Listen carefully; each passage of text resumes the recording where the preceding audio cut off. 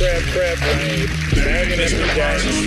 just listen up. In all conditions, just never give the mission up. In addition, you can feel this rendition rush. The life is flesh. I'll never find a wife that does. So I stay on the grind. What can you tell them about Trunk Bomb? Shit is banging as fuck. And I was never. It took me 2 years to even say that. I've been working on it since 2005. I made a bunch of versions of it, like Trunk Bomb. It's like Boy That Cried Wolf. People just stop paying attention, because I talked about it so much. And now I'm just doing it. Like I'm fucking like 13 songs into it. Like I'm not even no posse cuts or anything. Not even a real mix downs and shit. Not even real final versions. But I love it all, and I'm getting great reception from it.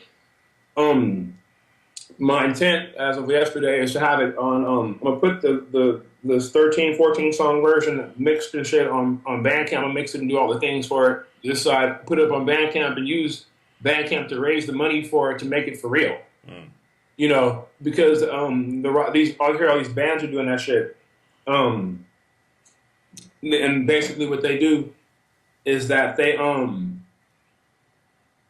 can I say it? They'll do some shit where all these bands get together and they basically, how can I say it? They get together and they fucking pay like some money, all donate money to make a record.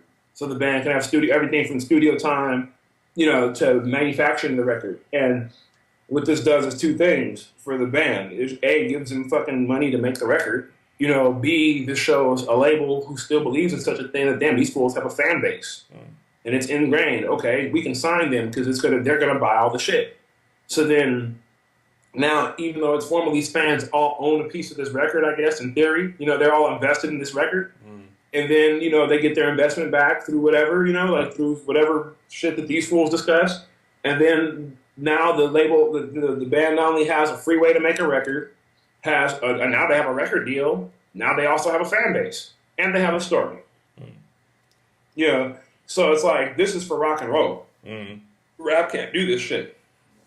One, if you try to pander to your people, like, look, help me make this record, they're going to be like, help yourself.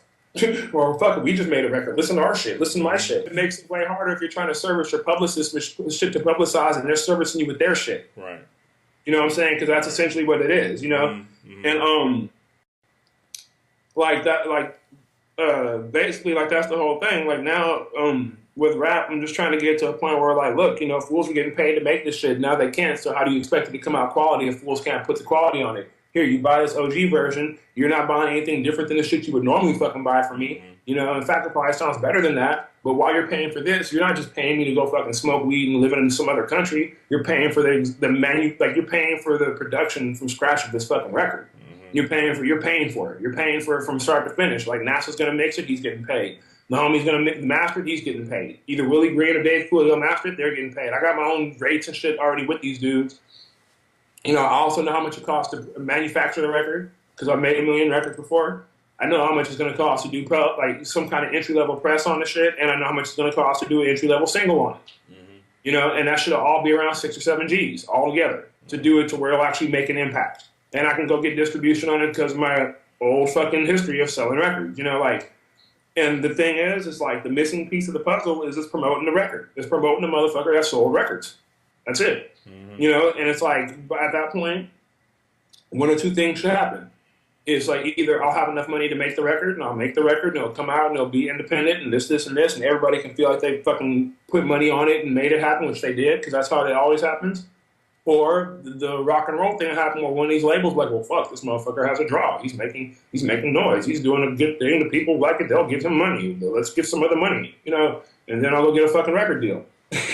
And just rob them dudes blind. That's one of the two, but that's the whole idea it's coming at now, because this shit, rap is racist as fuck too. It's like, they want you to be in the ghetto. They want you to sell dope to provide the money for your fucking record. No one wants to support this shit. They just want to pay a spectacle to it. Yeah.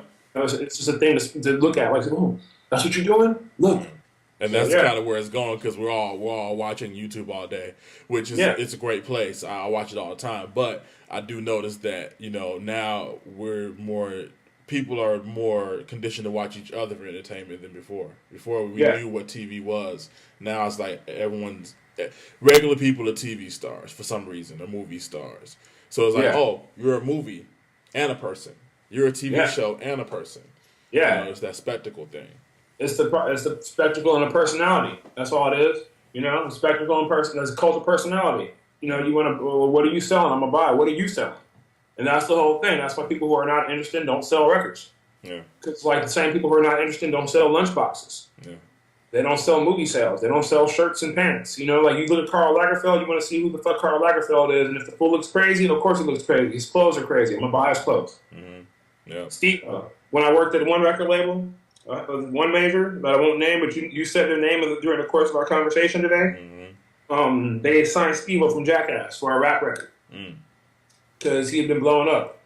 Now they didn't take it that serious, but Steve-O kind of did.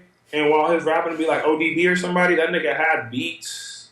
His record would have been dope. When it came out in comparison to all these other dudes who decided to just go make a rap record, this shit would have been very good. Got canned. After that, he spent money and paid everybody and got all the guest appearances under the sun on it. Got canned. Wow. You know, like that. Yeah. Anyway. Yeah. Can you tell them about Briefcase, B.E.A.R? B.E.A.R stands. Briefcase Rockers is an offshoot of B.E.A.R. B.E.A.R is Business Espionage Audio Recordings. The letters B.E.A.R are also in Briefcase Rockers, so to try to bring the two together subconsciously, we capitalize those in the name.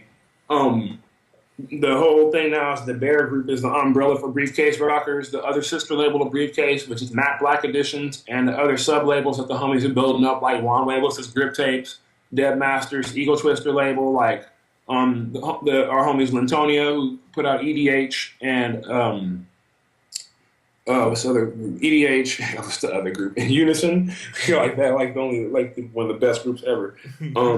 So yeah, that's our shit. Like and we have umbrella. It's like a support umbrella, you know, for all that. So that's it. It's a label. To go into its history is way too fucking long. Let's say I started in '97 under a different name, and now it exists in 2010 under Briefcase Rockers. And we basically we had an up and down history simply because it's really hard to get people to do shit for free. At the end, and if you don't have in-house publicity for your shit, through one means or the other, it's really hard to promote these records like they actually are records, and people aren't going to run out and buy them. So a lot of very good artists on our label we lost simply because we lost artists because they went to better labels to promote their shit. And, you know, we had many chances when there's investors and all that shit involved, but they weren't really about their shit. And, like, that in turn makes us look like we're not about our shit, which I guess we aren't if we don't have money. And so, yeah, you know, we just had a revolving door for about a year. And now it's a thing where we're just a crew, like straight up like a crew that has a label, that has all these resources for the family. There's 10 people, plus the 4 that work in the office. But that's what Briefcase is right now. All right. Leggings on the stone, the day ladies love it when they get to later them in many ways. I like to see the legs in them, legs in them, legs in them. Leggings are the latest, but we love to see the ladies looking all delicious with the luscious lower body lurking like